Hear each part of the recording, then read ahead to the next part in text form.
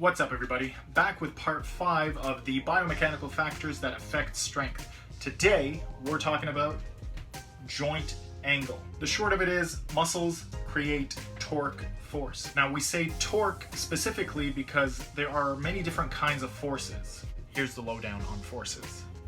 First of all, we can split forces into two different categories: contact forces and action at a distance forces.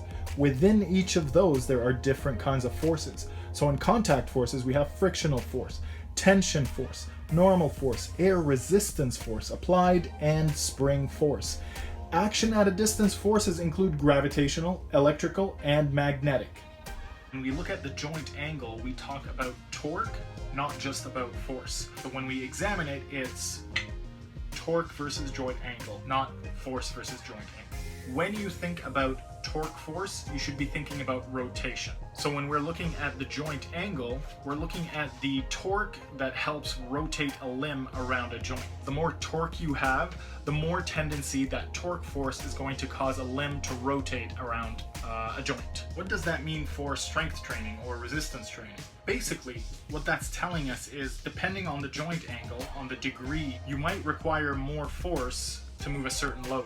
Using this example right here, where we look at the bicep muscle, for example, holding a weight out in front, trying to initiate the movement down here where your arm is straight and you're holding a weight is going to require more force than, say, if your arm is bent. Because the joint angle is much bigger, you're going to need more force to initiate and close the gap. Well, this can be applied in the following way. Let's say you're doing bicep curl and you're going from way down here to all the way up there. And then you start to fatigue over time after you've done a certain number of reps. What you can do is cut your range of motion down and reduce the joint angle so that you can complete the set or do more reps. That's one of the protocols and methods that you can use when you're trying to work out and you're trying to vary the different kinds of protocols that you employ into your training. So if your goal is to try and grow your muscle and you want to try and cause as much fatigue as possible, and your muscle is too fatigued to initiate the movement from way down here, you might close the gap a little bit and just do partial reps. I know partial reps get a bad rep,